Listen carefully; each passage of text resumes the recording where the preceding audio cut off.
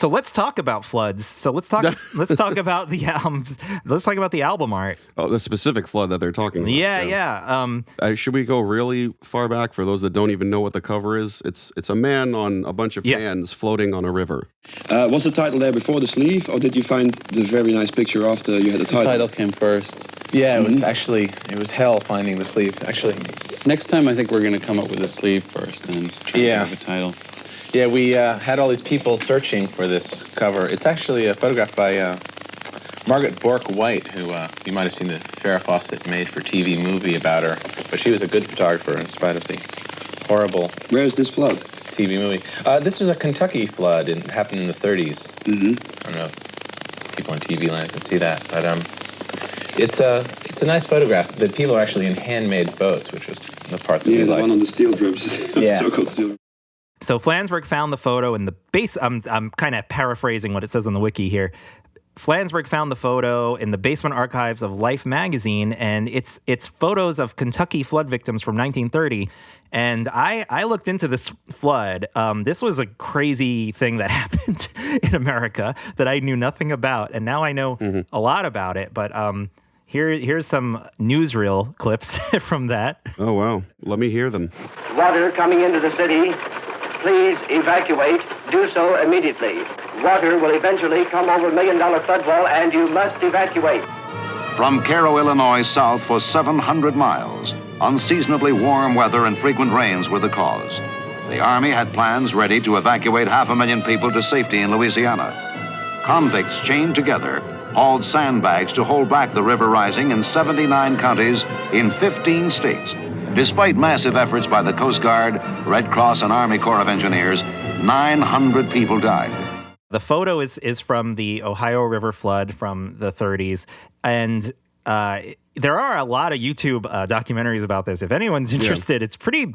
I was actually like skimming through them trying to find like if that photo from the album is... But it covered a massive area that there was thousands and thousands of people affected, so it'd be impossible to really find this one dude. I do recall, I don't have a clip at the ready, but I have a memory of Flansburgh talking about one of the things that attracted him to this photo is that the guy kind of looks like he's smiling a little.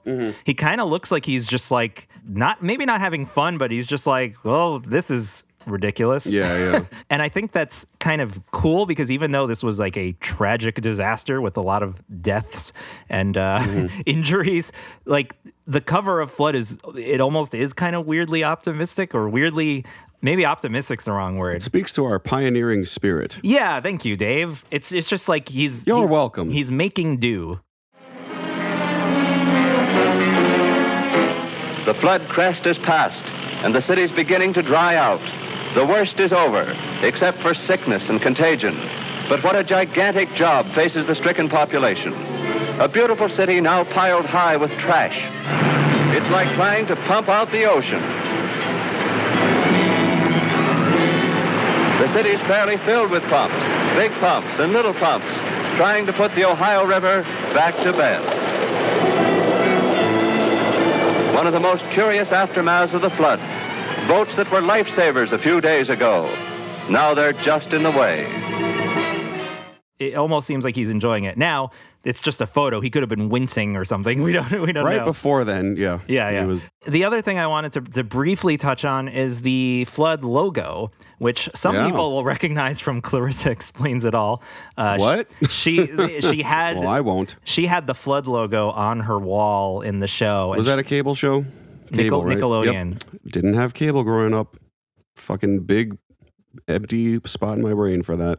I met a guy... really hate people that have cable. I met a guy yesterday. They used his house growing up for Pete and Pete.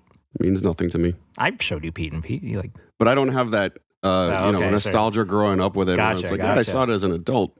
What do you have nostalgia growing up with then if you didn't watch any of the stuff everyone watched? Well, I have nostalgia for like Channel 11, Saturday morning cartoons and the Channel 11 afternoon movies. That's where all the horror Network stuff comes television. in. King Kong and all that. I just saw King Kong. I went to a screening. I know. I can't believe I saw both King Kongs. I saw 2005 and 1933. Oh, I thought you meant 1976. I never saw that one. No. I skipped the middle one. I know it's not a trilogy. It's the same movie 3 times. But yeah. Anyway, let's move on. So The logo for Flood was done by their friend Barbara Lipp, who I think is a hilarious, great person because she also moonlighted, is that the term, as Frida, the living doll. And when I just read that today, I was like connecting all the dots from that. Yeah, so Frida is or I don't know if she's still doing it, but at least was. You can hear about her in our Joshua Fried interview. Yes. She does come up. Frida was a woman who put a mannequin head over her shoulders, so she was this kind of like 7 foot tall doll person, and she would open for They Might Be Giants. Yeah, she's a performance artist in the 80s scene. Frida. They might be giants. They might be giants.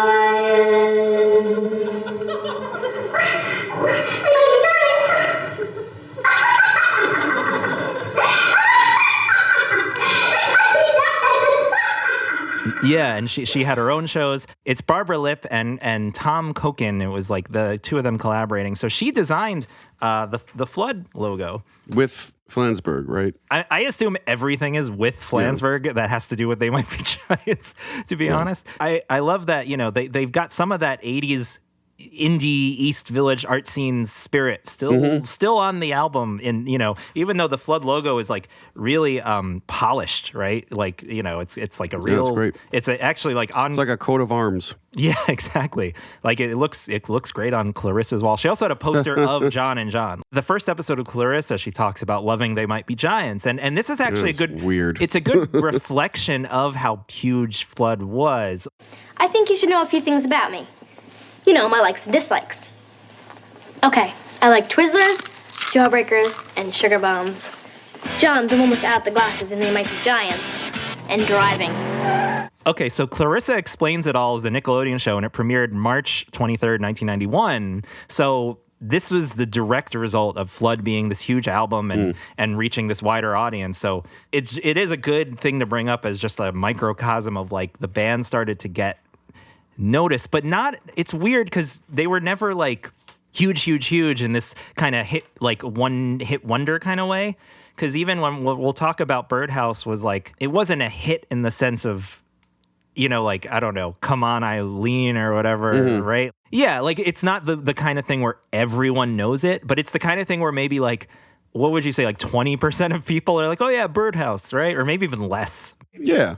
18%. Dave's going to do his Bernie Sanders. The upper 18%, I'd say. So it is weird, but it never reached the, like, I guess you could say Metallica levels of like... Can we? That'd be great. It never reached the levels of just like... It was no Enter Sandman. It's not a stadium song. And there's no negative sense of like, oh, like Birdhouse is their one hit, but they've got other good songs. Like, no, like everyone, like the fans love Birdhouse, the fans love Flood.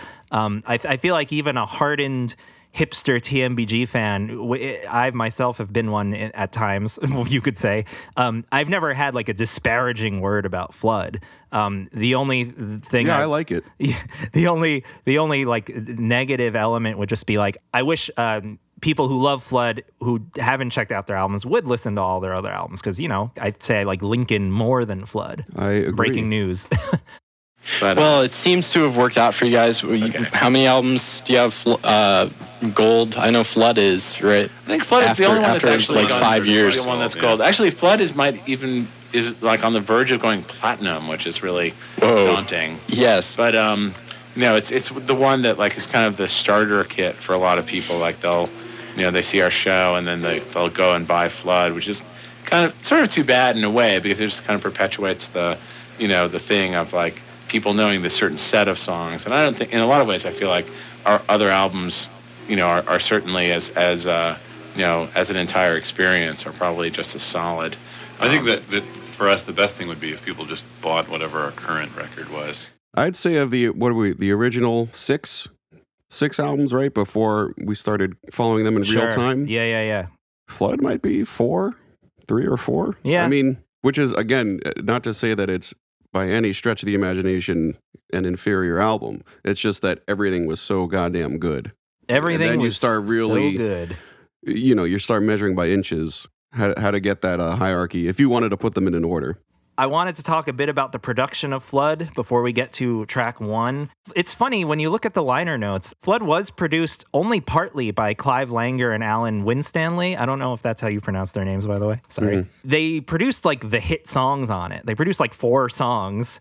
But as They Might Be Giants have said it, they're like, they spent a lot of time on like Birdhouse, Istanbul, I Think You're a Racist Friend. Just as an aside, I don't know, Jordan, can you tell that those songs have more time spent on them?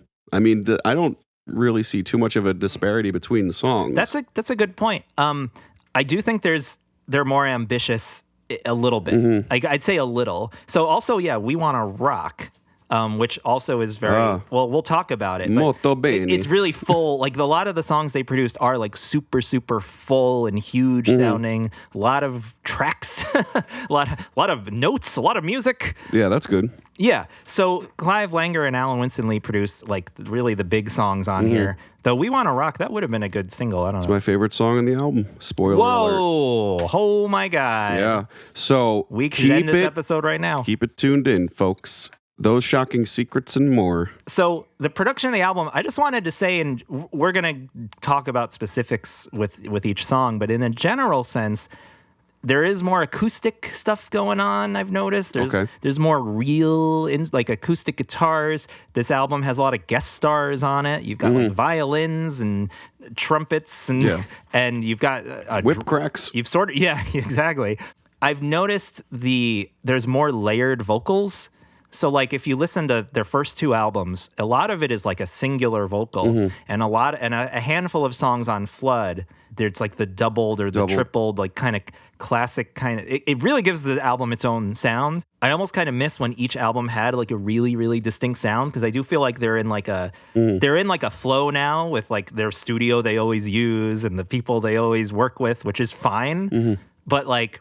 It's more like they're consistently solid sounding albums, but there's not that like kind of outside force like Clive Langer and Alan Winstanley like kind of shaping them in a way. I feel like that hasn't happened in a while. Do you agree, Mum? Yeah, I think so. Just like, so for example, like Linnell's voice on this album, there's a quality to the vocals that is nothing like the other albums, and it's hard for me to explain it. I feel like this is something that's only in my head. Maybe we'll get some emails. Might be. Yeah.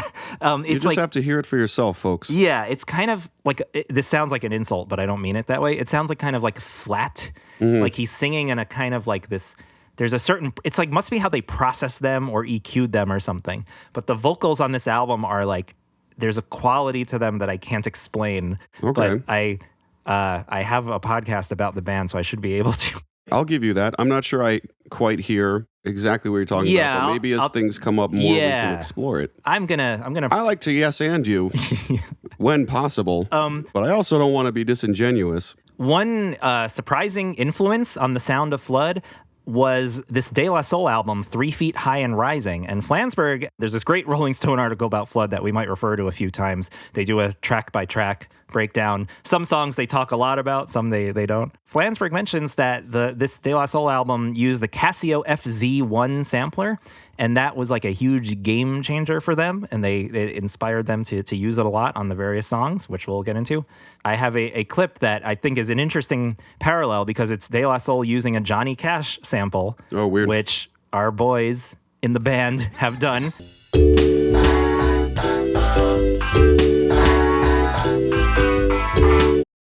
So this next email in the letterbox, or should I say letter, is from Aaron, and he says, ahoy, loved the first Flood episode. Dave, we're not only going to read questions, we're going to read compliments, because I think that helps me feel good. So they loved the Flood episode, and Aaron said, I thought I should mention the Flood logo is a reference to this logo below, and he sent a picture that looks exactly like the Flood logo, but it has different, it has letters in the, what are those, spokes? And then I asked him to explain, and he said, it's the International Alliance of Theatrical Stage Employees. I see it at the very end credits of movies randomly. And I do too. Well, you should have fucking said something. I know, I dropped the ball. It's a union for behind-the-scenes workers, so maybe it's a reference like they are the workers behind the scenes making you music, quote, installing and servicing melody. That's brilliant. Yeah, I think Aaron's on the ball. It's funny. I mean, most people would not expect They Might Be Giants podcast to spend like 45 minutes on the art for Flood like we did. But we did, and we still missed a crucial thing, and that bothers me. But it's also great to set the record straight here. International Alliance of Theatrical Stage Employees. And I don't think there's any mistaking that that's where the logo comes from. No, it looks exactly like this. This to me is what they call a home run in the baseball game. Yeah. That people like and to play. And that's what they call that. Yeah.